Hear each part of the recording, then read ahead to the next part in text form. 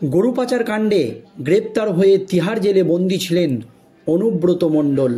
দীর্ঘ ২.৫ বছর পর বীরভূমের নিচুপট্টির বাড়িতে ফিরেছেন অনুব্রত। কিন্তু বাড়িতে ফিরেই পুরনো মুডে বীরভূমের কেষ্ট। অনুব্রত মণ্ডল অ্যাকশন ছবির ভক্ত। একটা সময়ে তিনি প্রায়ই বলতেন, যে বইতে বা ছবিতে অ্যাকশন নেই সেটা আবার বই নাকি। সেই অনুব্রত জেল থেকে ২ বছর পর মঙ্গলবার সকালে বাড়ি ফিরেছেন। তারপর যা ঘটালেন তা দেখে বীরভূমের তৃণমূল অনেক নেতা হিন্দি অ্যাকশন ছবির সংলাপ ধার করে বলছেন, সমঝদারোं के लिए ইশারাই কাফি, অর্থাৎ বুদ্ধিমানদের জন্য ইঙ্গিতই যথেষ্ট। অনুব্রত কেষ্টমণ্ডল বাড়িতে ঢুকেই বসেছিলেন তার বাসভবনের অফিসে। যে চেয়ারে বসে একটা সময়ে বীরভূম জেলা চালাতেন তিনি। কিন্তু কেষ্টর সামনে দলের সব নেতা যেতে পারলেন না। কেউ কেউ পারলেন, কাউকে ফিরতে হলো অনুব্রত মণ্ডলের দরজা থেকেই। যারা প্রবেশাধিকার পেলেন আর যারা পেলেন না তাদের তালিকা দেখে অনেকেই বলছেন, জেলায় ফিরেই দলীয় রাজনীতিতে নতুন সমীকরণের জন্ম দিলেন অনুব্রত। বীরভূমের তৃণমূলের অনেক নেতাই একান্ত আলোচনায় বলছে, বার্তা দিয়েই দিলেন অনুব্রত মণ্ডল। বার্তা এই মর্মে যে তার সঙ্গে জেলার রাজনীতিতে তার আমলের গোষ্ঠী ব্রত ফিরে এসেছে। অনুব্রতর সঙ্গে যারা দেখা করতে পেরেছেন সেই তালিকায় উল্লেখযোগ্য নাম নলহাটির তৃণমূল বিধায়ক রাজেন্দ্র প্রসাদ সিং, বোলপুর পৌরসভার চেয়ারপারসন পর্ণা ঘোষ এবং পর্ণার স্বামী তথা জেলা তৃণমূলের অন্যতম নেতা সুদীপ্ত ঘোষ। কিন্তু যাদের দুয়ার থেকে ফিরে আসতে হয়েছে সেই তালিকা আরও লম্বা এবং ওজনদার। মঙ্গলবার বোলপুরে প্রশাসনিক বৈঠকে ছিলেন মুখ্যমন্ত্রী মমতা বন্দ্যোপাধ্যায়। সেই সভায় যাওয়ার আগেই অনুব্রতর সঙ্গে দেখা করতে গিয়েছিলেন রাজ্যের কারামন্ত্রী চন্দ্রনাথ সিংহ এবং সিউড়ির তৃণমূল বিধায়ক বিকাশ রায় চৌধুরী। তৃণমূলের অনেকেরই দাবি, চন্দ্রনাথকে ভেতরে ঢুকতেই দেননি কেষ্ট। যদিও চন্দ্রনাথ আনন্দবাজার অনলাইনের কাছে দাবি করেছেন তিনি অনুব্রতর সঙ্গে দেখা করেছেন, কথাও বলেছেন। মমতার প্রশাসনিক সভার পরে বোলপুরের তৃণমূল সাংসদ অতীশ মাল এবং ময়ূশ্বরের বিধায়ক অভিজিৎ রায়, মুরারইয়ের বিধায়ক মোশাররফ হোসেনরা অনুব্রতর সঙ্গে দেখা করতে গিয়েছিলেন, কিন্তু তাদের ফিরতে হয়েছে। পূর্ব বর্ধমানের মঙ্গলকোটের বিধায়ক অপূর্ব চৌধুরীকেও মণ্ডল বাড়ির দরজা থেকে ফিরে আসতে হয়েছে। কেন দলের একাংশকে প্রবেশাধিকার দিলেন না অনুব্রত, কেন বাকিদের দিলেন, এই নিয়ে প্রশ্ন উঠে গিয়েছে। নানান ব্যাখ্যা শোনা যাচ্ছে তৃণমূলের অন্দরে কান পাতলে। শাসক দলের একটি অংশের বক্তব্য, অনুব্রত জেলে যাওয়ার আগে চন্দ্রনাথ এবং বিকাশের সঙ্গে তার দূরত্ব তৈরি হয়েছিল।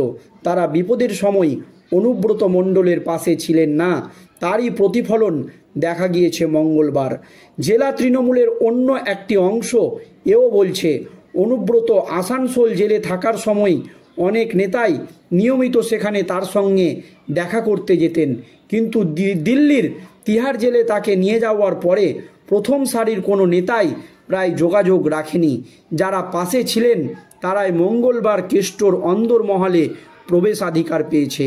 জেলা তৃণমূলের এক নেতার কথায়, জেলা পরিষদের প্রাক্তন এক কর্মাধ্যক্ষ দিল্লিতে ধারাবাহিকভাবে যাতায়াত করেছেন, যাকে দল থেকে পঞ্চায়েত ভোটে টিকিট দেওয়া হয়নি, কিন্তু তিনি কেষ্টদার প্রতি অনুগত্য ত্যাগ করেনি। আমার মনে হয় সেই নেতার চোখ দিয়েই দাদা আপাতত পুরোটা দেখছেন। জেলে যাওয়ার পরেও অনুব্রতকে জেলা সভাপতি পদ থেকে সরায়নি দলনেত্রী মুখ্যমন্ত্রী মমতা ব্যানার্জি। জেলার সাংগঠনিক কাজ পরিচালনার জন্য মমতা একটি কোর কমিটি তৈরি করে দিয়েছিলেন, কিন্তু অনেকের বক্তব্য, অনুব্রতপন্থী হিসাবে যারা পরিচিত ছিলেন তাদের অনেকেই এই সময়ে মধ্যপন্থী হয়েছেন অথবা শিবির বদলে দেখেছিলেন। অনুব্রত সেই বিষয়গুলি সম্পর্কে অবহিত নন এমনটা কেউ মনে করছেন না। অনুব্রত তিহারে থাকাকালীন কিছু সমীকরণ বদলেছে জেলায়।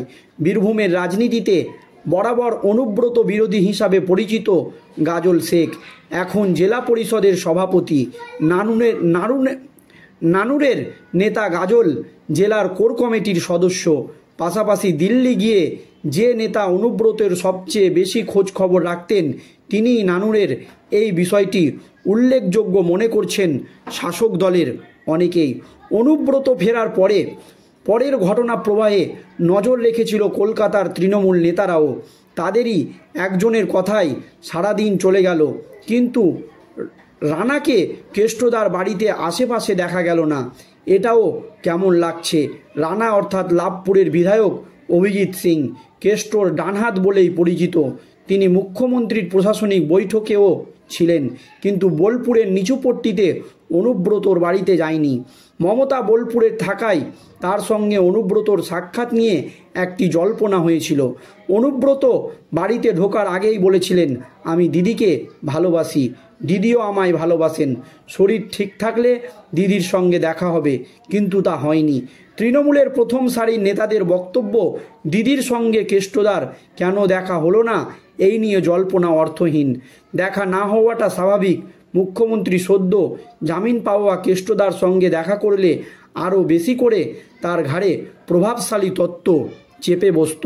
মঙ্গলবার কাক ভোরে অনুব্রত যখন কলকাতা বিমানবন্দরে লাউঞ্জ থেকে বেরিয়ে আসছিল তখন তিনি হুইল চেয়ারে সেখান থেকে নেমে উঠেছিলেন গাড়িতে।